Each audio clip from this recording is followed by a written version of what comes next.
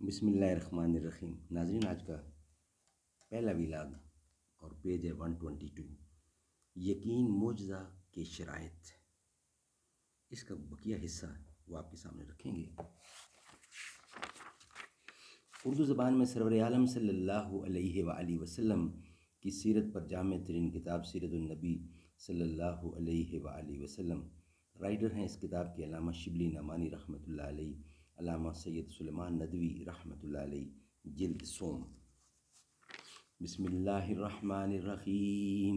الحمد للہ رب العالمین والصلاة والسلام علی سید المرسلین وعلی آلہ واصحابہ اجمعین۔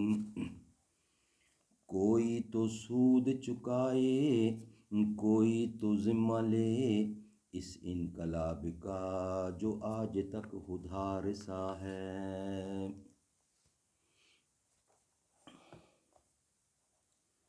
یقین کی اوپر جو حقیقت بیان کی گئی ہے، اس کے لحاظ سے معجزہ پر یہ حیثیت آیت نبوت کے یقین کرنے کے لیے ضروری ہے کہ غیب پر ایمان ہو، جس کے بغیر یقین معجزہ کی خواہش کا پیدا ہونا ناممکن ہے۔ پھر بھی جس شخص کی نسبت کوئی معجزہ بیان کیا جاتا ہو یا جس سے یہ ظاہر ہوا ہو، اس کی زندگی انک لعلی خلق عظیم کی تفسیر اور ظاہری و باطنی کمالات کا بجائے خود ایک معجزہ ہوا، یہ چیزیں خواہش یقین کے لیے مؤیدات کا کام دیں گی۔ اور سب سے آخری لیکن سب سے مقدم شرط یہ ہے کہ فرعون و ابو جہل کی طرح دل میں خصومت و عناد، خودی و خود بینی، ذاتی اغراض یا ہوا و ہوس کے موانع یقین نہ موجود ہوں۔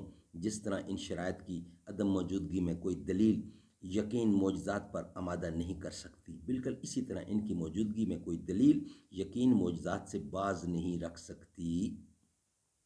میرے ایک دوست، جن کا شمار کم از کم مسلمانوں میں تعلیم جدید کے مستثنیٰ افراد میں سے ہے، آج سے چند برس پہلے مغربی عقل و حکمت کے شدید پرستار تھے، اور وجود خدا کا ان سے اقرار کرانا اس لیے ناممکن تھا کہ وہ مل کی منطق اور ہیکسلے و ہیگل کی تحقیقات سے نہیں ثابت ہوا تھا۔ قرآن میں ان کے نزدیک علم نفس کے 20 حقائق مرئی تھے، اور اس کا پیش کرنے والا پیغمبر اسلام علیہ السلام سکندر، سیریز، سقراط و نپولین وغیرہ قائدین اعظام و مصلحین عام کی صف اول میں اپنی جگہ رکھتا تھا۔ تاہم اگر آیات قرآنی کو بحیثیت کلام الہی ان کے سامنے تلاوت کیا جاتا، یا پیغمبر اسلام کی مکارم اخلاق ہے مامور زندگی کو آپ کی پیغمبری کے ثبوت میں بیان کیا جاتا، تو وہ خواب علیہ کی باتمکین خاموشی یا زیادہ سے زیادہ ایک خندۂ تحقیر کی سزاوار تھی۔ ظاہر ہے کہ بد عقیدگی کے اس عالم میں روایات معجزہ کی حقیقت اس سے زیادہ کیا ٹھہر سکتی ہے کہ وہ محض اپنے روایت کی خواہش اعتقادیوں یا جاہلانہ عجائب پرستیوں کا مجموعہ ہیں۔ ناظرین، لیکن ادھر ان کی اس درجہ حیرت انگیز کایا پلٹ ہوئی ہے کہ عقیدت یعنی عقلیات مغرب کا سارا تومار ان کے نزدیک صدر کتاب و صدروک و نارکن زیادہ مستحق نہیں۔ قرآن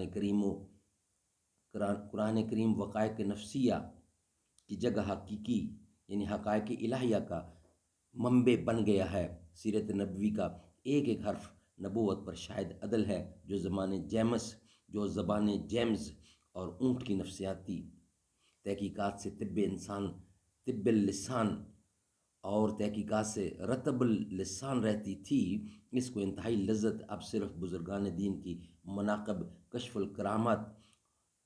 اور کرامات اور مسائل تصوف کے ذکر میں ملتی ہے، حتیٰ کہ دور اول کے ناس احباب کو اب خود ان پر خوش اعتقادی کا گمان ہونے لگا ہے۔ ناظرین، یہ تھا آج کا پہلا ویلاگ۔ انشاءاللہ بقیہ حصہ اس کا ویلاگ نمبر 2 کا حصہ ہم بنائیں گے۔